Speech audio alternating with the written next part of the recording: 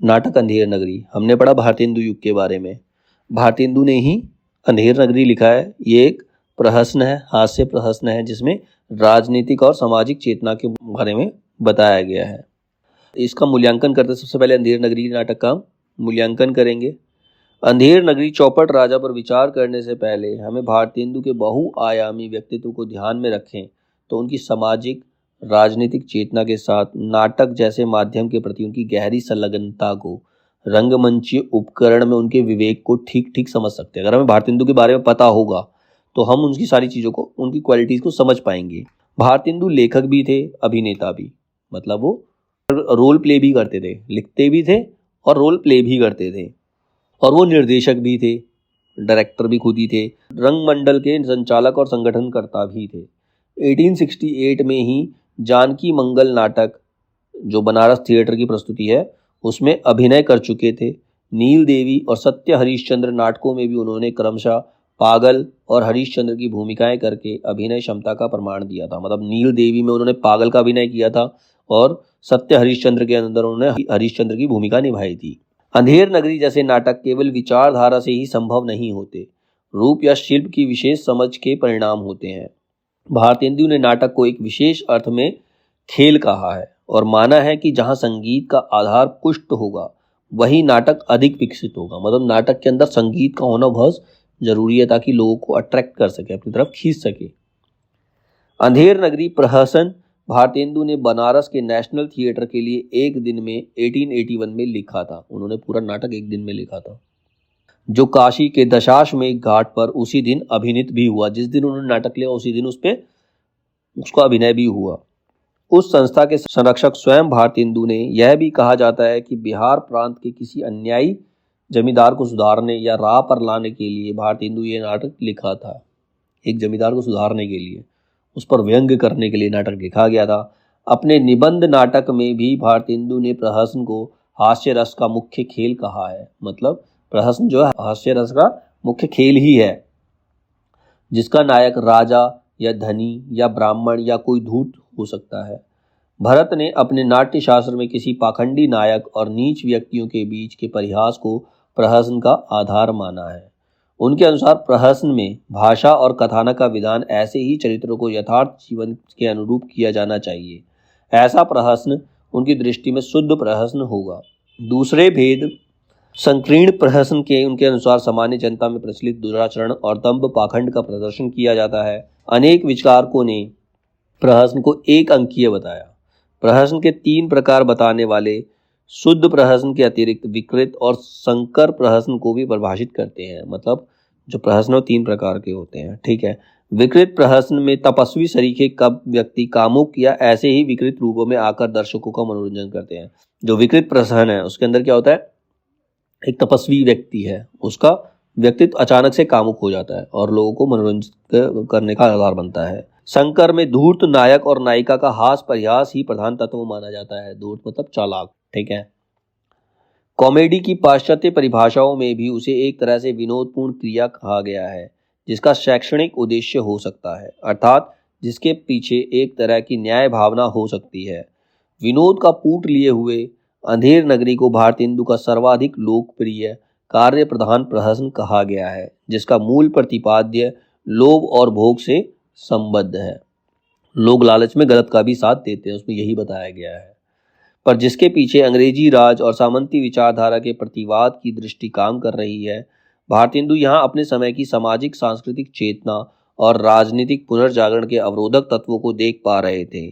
यहाँ अपनी जात बेचने वाले ब्राह्मण की घोषणा, टके के वास्ते जैसी कहो वैसी व्यवस्था दें, टके के वास्ते झूठ को सच करें, टके के वास्ते धर्म और प्रतिष्ठा दोनों को बेचें, टके के वास्ते झूठी गवाही दें, टके के वास्ते नीच को पितामह बनाएं, मतलब नीच को भी अपना दादा बना ले। एक और सामंती नैतिकता की हंसी उड़ाती है, दूसरी ओर अंग्रेजी राज व्यवस्था की पतनशीलता की स्थिति को उजागर करती है।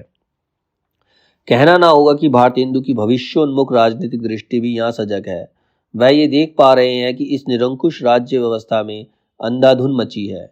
नौकरशाह जनता को लूट रहे हैं और सामंत उन मूल्यांध समाज के पोषक हैं जिसमें हर चीज बिकने के लिए तैयार है। मतलब लोगों का ईमान धर्म सब बिक सकता है। कृति में निहित यह दृष्टि ही इसे प्रासंगिक बनाती है। अंधेर नगरी अपने समय पर जितनी तीखी टिप्पणी है उतनी ही आने वाले उन युगों पर जिनमें लोभ, अंधविश्वास जैसी विकृतियां निरंकुश स्वेच्छाचारी दमनकारी व्यवस्था के प्रतिरोध में बाधक सिद्ध होंगी। अब है अंधेर नगरी का रचना विधान और व्यंग। उसका रचना विधान कैसा है, उसमें किस प्रकार का व्यंग किया गया है। भारतेंदु ने अंधेर नगरी को रोचक विनोदपूर्ण बनाने के लिए उसका कथात्मक ढांचा सादा और सामान्य रखा, पर व्यंग को तीव्रतर बनाने के लिए जरूरी संकेत पहले दृश्य में ही दे दिए। अंधेर नगरी चौपट राजा, टकेसेर भाजी टकेसेर खाजा, तो सब्जी भी टकेसेर है और मिठाई भी टकेसेर है के आरंभ में ही महंत का 2 शिष्यों के साथ प्रवेश, नारायण दास और गोवर्धन दास, मतलब महंत के 2 शिष्य हैं, एक नारायण दास है, दूसरा गोवर्धन दास है। दोनों को ठाकुर जी के भोग के लिए भिक्षा मांगकर लाने का निर्देश है।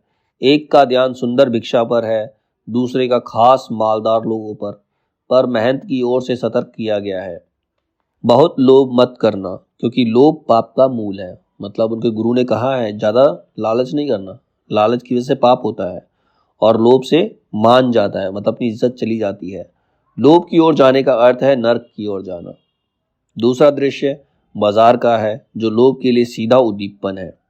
इस बाजार में सब है, कबाब वाला, चने जोर गरम वाला घासीराम है, नारंगी वाला, हलवाई कुजड़िन, मुगल, पाचक वाला, मछली वाली, जात वाला ब्राह्मण, बनिया। इस बाजार में एक पूरी दुनिया है। चना जोर गरम बेचने वाला कुछ वैश्याओं के नाम लेता है, जैसे तोकी, मैना, गफूरन और मुन्नी। ब्रज रजन दास ने लिखा है कि इसमें पहली 2 प्रसिद्ध गायिकाएं थी, तीसरी पटना के किसी नवाब के हरम में चली गई थी। बेचने वालों की खास बोली वाणी में प्रलोभन ही प्रलोभन है। व्यंग सीधा हास, परिहास, सरीखा भी और अर्थगर्भ भी है, मतलब हंसने वाली बात है लेकिन उसका अर्थ है। चना हाकिम जो सब खाते, सब पर दूना टिकस लगाते। चना जो सब हाकिम लोग खाते हैं और लोगों पर डबल टैक्स लगाते हैं। दूना टैक्स यानी नौकरशाही की अंधेर गर्दी।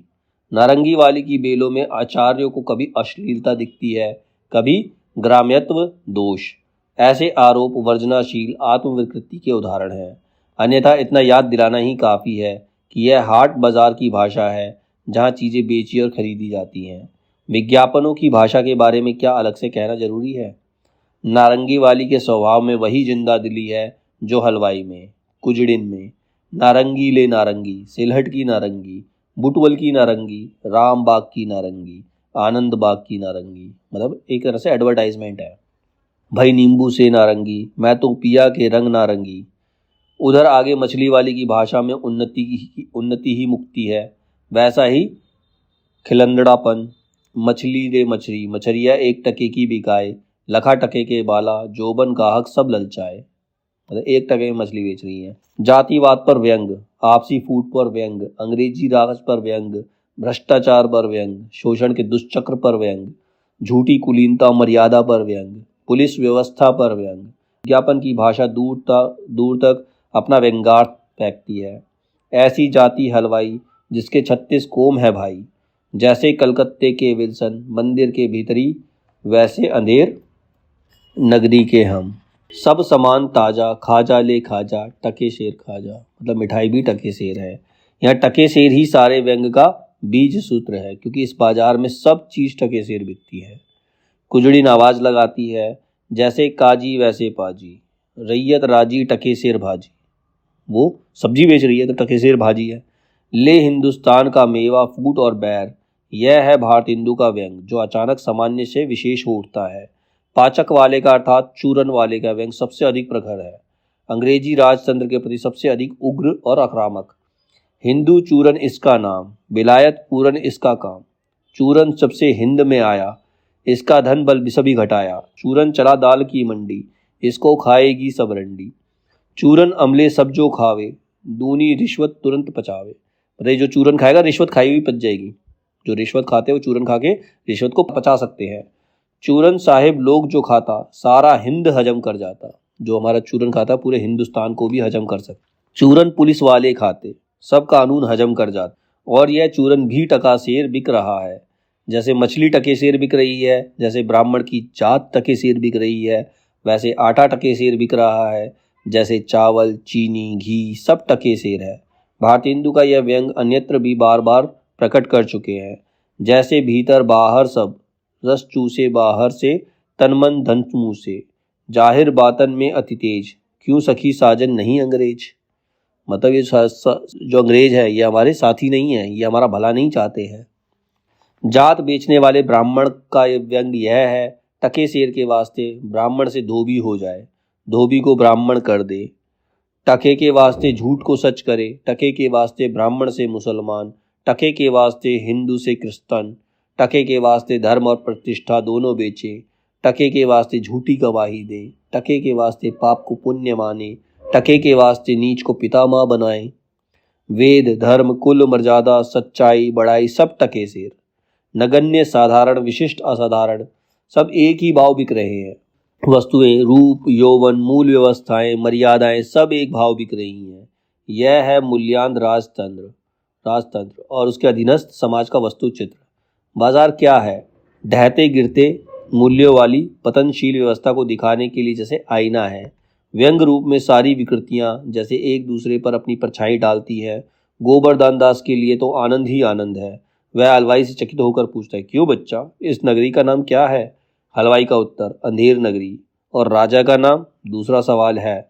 उत्तर मिलता है, चौपट राजा।